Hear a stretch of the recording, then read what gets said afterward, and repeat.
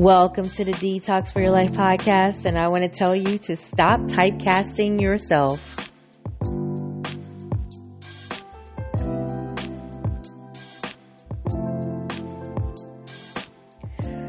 So you know how some actors seem to play the same type of roles, no matter what the movie is or the TV show is, they're always playing the same type of character. Well, that's what some of you are doing to yourself in this thing called life. You won't let you expand or grow. You put yourself in the same box time and time again.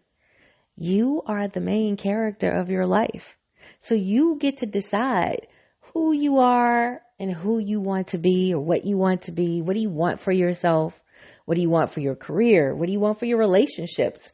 Your friendships, your family ships, your business ships, your romantic ships, whatever those relationships are, you get to decide. But see, here's part of the problem. Some of you think that you need to be the same way all the time and do the same things all the time. Let's go back for a second to being the main character in your movie called life. And no, not the movie with Martin Lawrence and Eddie Murphy, but your actual life. You have the power to change and adapt your character at any time, especially if the old character or the old ways don't serve you anymore, don't serve who you are currently, and don't serve who you are desiring to be. So I want you to think about the patterns in your life, patterns in the way you think, the way you speak, the type of people you become friends with, the type of romantic partners you choose, the type of jobs you apply for, all of that. Ask yourself, has any of that changed in the last 5 years, last 10 years, 15 years, 20 years, depending on how old you are? You know the expression, if you always do what you've always done, you will always get what you've always gotten. So if you want something different, you gotta be different. So here are a few tips to help you stop typecasting yourself, typecasting your experiences, your relationships, your careers, your business, your choices, whatever that is. The first tip is to get back in touch with yourself. Get in touch with who you are and who you want to be. Is there a disconnect between who you are and who you desire to be? Highlight the parts of you that are really, really good. The parts of you that you really like, that you really enjoy. And also identify those areas that I'm not too fond of.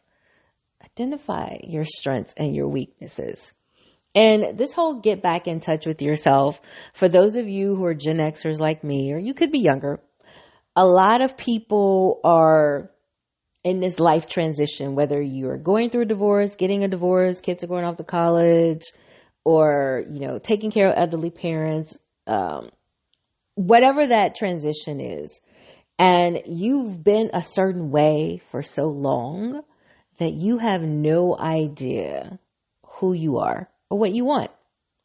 Which is why, when I'm doing mindset coaching with people and they're talking about their relationships, I often recommend, especially for someone who just got out of a long-term relationship, take 6 months to a year off without jumping back into anything with anybody. I know for a lot of people, when you're in these long-term relationships, you miss that companionship. You miss the relationship type, the aspects that come with that, if they're the good parts that come with that. But realistically, if you've been in a relationship for a very long time or been married for a very long time, do you really know who you are? Do you really know what you like? Take that time, take that break, and really just get in touch with you. Find out who you are, what you like, what you want. The next tip is don't be afraid to take risk. So many people are risk averse. Oh my gosh. Expand yourself. Look, I know personally, growth is scary. Risk taking is scary. But if you want to break this typecasting that you've placed on yourself, nobody else has done that. Let's keep in mind. It may appear that people have typecasted you, but you typecasted yourself. Whether you said yes to things you should have said no to, whether you have presented yourself a certain way, whatever that is, you can't blame other people for typecasting you. You typecasted you. So don't be afraid to take risk. You will develop or grow parts of you that you label as a weakness, or those things that you say you weren't too fond of. I want to give you an assignment. I'm going to give you a to-do list. For the remaining months of this year, we're almost at mid-October, so for the next 2.5 months, I want you to come up with 2 goals. 2 things that you're labeling as taking a risk. And only you know what those are, and only you get to decide whether they are really risk-taking. It's not for anybody else to decide for you. I'm only giving you 2 because I don't want you to overwhelm yourself. 2 is a good start. But guess what? If you only get to 1, that's fine too.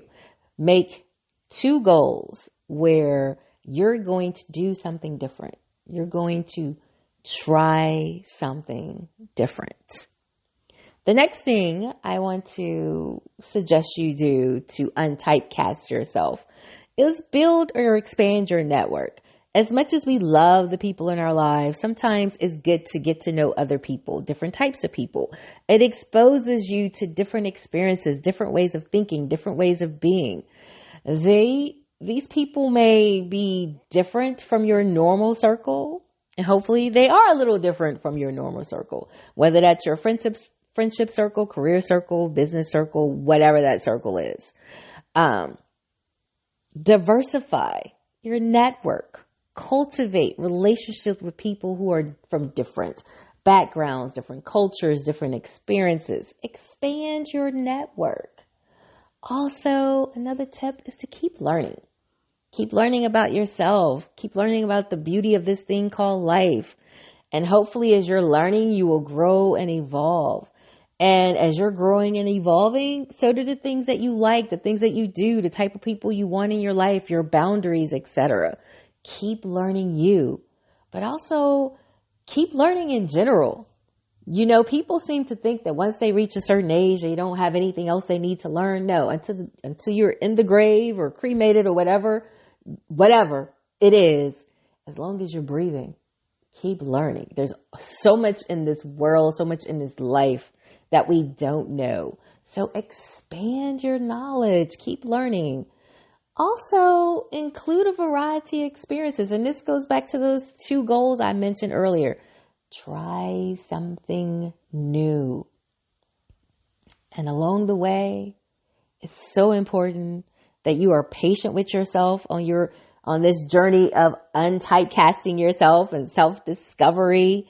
Be patient with you. Change can be messy. It can be uncomfortable. It can be frustrating. So be patient with you, because avoiding typecasting is a crucial part of life. See, we often think of typecasting as just something for actors, people in a movie, but no, we in life typecast ourselves, and you have to stop typecasting yourself. Stop applying for the same type of jobs. Stop limiting your experiences. Stop dating the same type of people. Stop having the same type of friends. That doesn't mean get rid of any of the friends you have, but as you're expanding your network, whether you call them friends or associates or acquaintances, whatever they are, include some people who are a little different from the people you already have in your life. And stop always thinking the same way. Stop doing the same habits over and over and over again. I'm Nicole L. Turner, your mindset coach, helping you shift the way you think so you can change the way you live. If you are in need of a mindset coach, you can reach out to me at detoxforyourlife.com.